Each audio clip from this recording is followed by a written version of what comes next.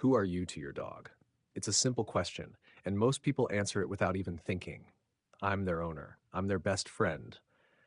I'm family. Those answers feel completely natural. After all, they're the words we use to describe the people we care about most. But what if your dog has never thought about you in any of those ways? Not because your relationship means less, but because dogs may experience relationships very differently from the way humans do. By the end of this video, you may discover that your dog doesn't simply know who you are. You may be something much more fundamental. Not a label, not a role, but part of the very world your dog experiences every single day.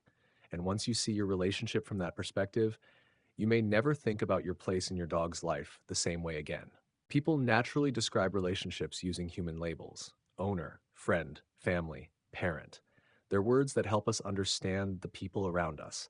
So it's easy to assume our dogs think about us the same way. But dogs don't have human words for human relationships. They don't need them.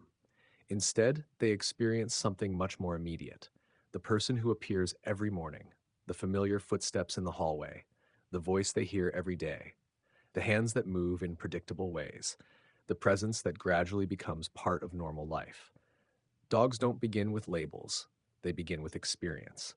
And over time, those repeated experiences quietly answer a different question. Not, who is this person?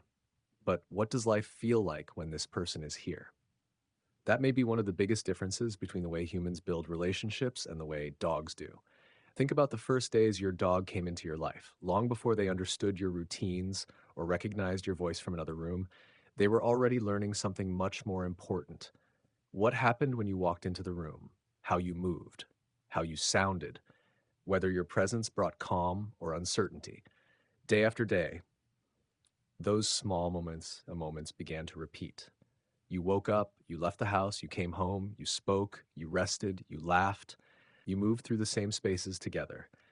None of those moments seemed especially important on their own, but together, they slowly became your dog's picture of everyday life. Before your dog could ever understand who you were, they were learning what life felt like when you were nearby. And over time, those feelings became something they could recognize long before they ever needed to understand anything else. One day, something quietly changes. Your dog stops simply learning about you and starts using you to understand the world itself. A new place doesn't feel exactly the same when you're there. A strange sound may seem less important if you remain calm. An unfamiliar person may feel easier to approach after watching your reaction. Without realizing it, your dog begins looking beyond the situation and toward you, not for instructions, but for information. Is this safe? Is there anything to worry about? Can I relax here? Little by little, your presence becomes more than something familiar. It becomes part of the way your dog makes sense of everyday life. Not because you're constantly giving commands, not because you're entertaining them, but because your calm, your routines, and your predictability become reliable landmarks in their world. Over time, you stop being just another person in your dog's environment. You become part of the environment itself. And perhaps that's much closer to how dogs experience relationships than any human label could ever describe. Scientists have been exploring this question from several different directions. One line of research has shown that dogs don't simply react to what we say, they also pay attention to how we say it. In studies, dogs appeared able to match human facial expressions with the emotional tone of a person's voice. They were putting different emotional signals together to understand the person in front of them. Another area of research reached a similar conclusion in a different way. Studies on the secure base effect suggest that the presence of a trusted owner can help many dogs feel more confident when exploring unfamiliar places. Not because the owner changes the environment, but because the environment feels different when that person is there. Taken together, these findings suggest something surprisingly simple. Your dog isn't only learning commands, they're learning you, your emotions, your routines, your reactions, your presence. Little by little, you become more than someone your dog recognizes. You become one of the reference points they use to understand the world around them. Once you become part of your dog's world, something else begins to change. Your dog starts using you as a a reference point, not just for comfort, but for understanding. A new place doesn't feel exactly the same when you're there. A strange sound may seem less important if you remain calm. An unfamiliar person may feel less worrying when you greet them with confidence.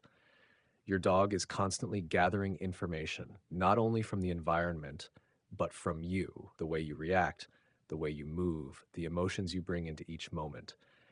Little by little, your dog builds an emotional map of life, and you're no longer simply inside that map.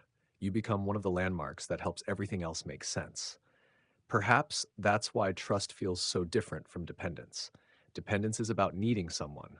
Trust is about seeing the world as a safer place because they're there. And once that kind of trust begins to grow, the relationship becomes something much deeper than any human label can fully describe. As we learn more about dogs, one idea keeps appearing again and again. Relationships aren't built in a single extraordinary moment, they're built in thousands of ordinary ones. Modern animal welfare research reflects a similar perspective. One framework, known as the Animal Welfare Assessment Grid, or AWAG, looks beyond isolated events and considers the overall quality of an animal's daily life. Not just what happens once, but what life usually feels like. That changes the way we think about our place in a dog's world. Your morning greeting, your calm voice, your familiar routine, the way you respond when something unexpected happens. None of these moments seems especially important on its own, but together, they quietly shape the emotional world your dog lives in. Perhaps that's why dogs don't need to define us with words. They experience us through patterns, through feelings, through the life we build together. And over time, that shared experience may become something much deeper than any label could ever describe. So, who are you to your dog? Perhaps not simply an owner, not just family, not even just a friend. Those are human words. Your dog may experience something much quieter. The person whose presence makes the world feel familiar, whose voice can make uncertainty feel smaller, whose calm helps ordinary moments feel safe, whose everyday routines quietly shape the rhythm of life. Maybe that's why the deepest relationships between dogs and people are so difficult to describe. They're not built on titles, they're not built on roles, they're built through thousands of ordinary moments shared over time. A familiar morning, a peaceful walk, a quiet evening together, a life that slowly becomes understandable simply because it's lived side by side. Perhaps we've been asking the wrong question all along. Instead of asking, "Who am I to my dog?"